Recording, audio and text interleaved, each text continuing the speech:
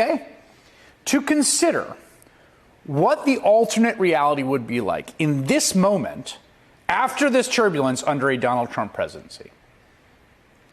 My strong belief is that part of the reason that people's perception the economy was good in the Trump era, that Trump would be good at managing the economy, is that he constantly, unceasingly sledgehammered us over the head with propaganda about it day after day after day. The economy under his leadership was the greatest of all time.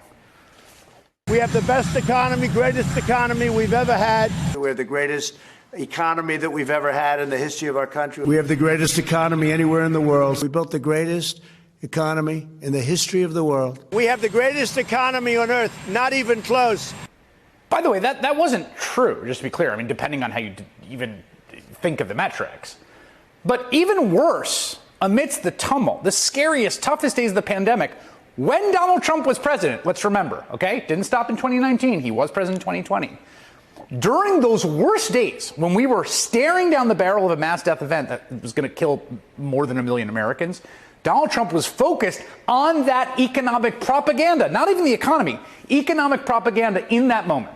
I want you to take a time machine back to that Black Friday with me, March 13th, 2020, okay?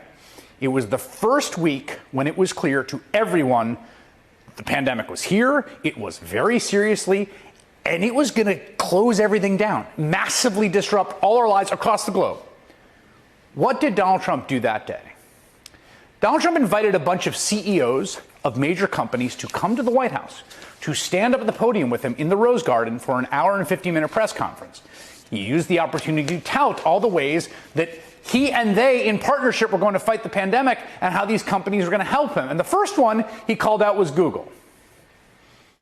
I want to thank Google. Google is helping to develop a website. It's going to be very quickly done, unlike websites of the past, to determine whether a test is warranted and to facilitate testing at a nearby convenient location. Google has 1,700 engineers working on this right now. They've made tremendous progress. Our overriding goal is to stop the spread of the virus and to help all Americans who have been impacted by this. Wow, that sounds incredible. This public-private partnership with one of the most amazing American businesses, Google. It was completely bogus. It was totally fabricated. The whole thing, invented out of thin air. The 1,700 number, all of it.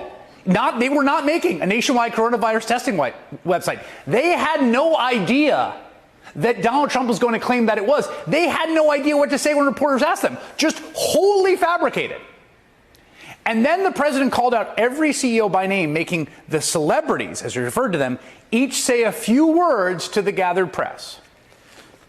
If I could, some of these folks we know, they're celebrities in their own right. They're the biggest business people, the greatest retailers anywhere in the world. And one of them is Doug McMillon from Walmart. And I'd like to have Doug, if you would, say a few words. I'll just stay right over here. And Richard, if you could come up, please. Richard, please.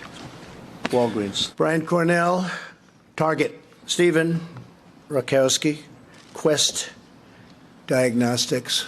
And Matt Sauce, please, of Roche. Matt, thank you, Matt.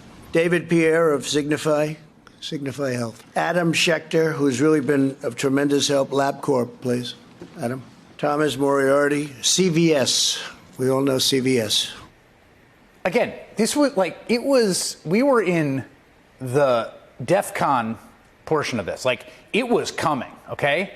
That's what he's doing, this dog and pony show. That routine, combined with a long question and answer portion, took up enough time. The CEOs were all trapped in the Rose Garden through the closing bell of the stock market, which Trump knew. And that spectacle, American business is coming together to make this all go away. It worked. It worked. This Potemkin village, this propaganda show, the markets went up.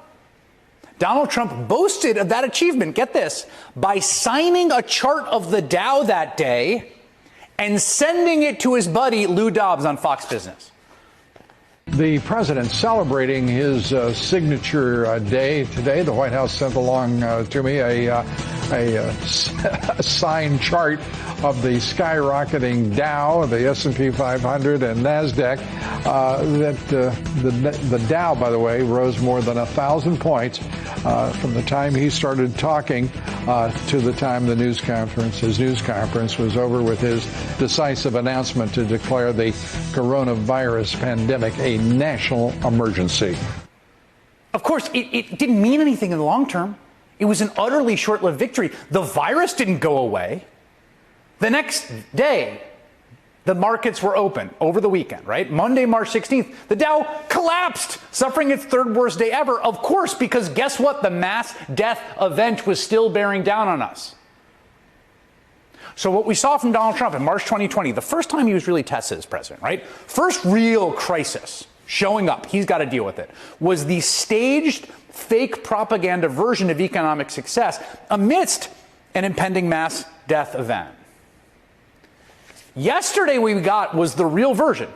Joe Biden has had to deal with crisis from day one. Donald Trump got to coast for the first few years, right? He had to deal with COVID, and that's what he did. Joe Biden has had to deal with crisis from day one. And yesterday, when Jay Powell went out there and said, wow, look where we are, all signs show that we have actually subsequently accomplished this incredibly difficult economic goal, and the markets went up. And the difference between how Donald Trump and Joe Biden handle those moments tells us something important about why we are where we are. But just take a second right now, okay, to consider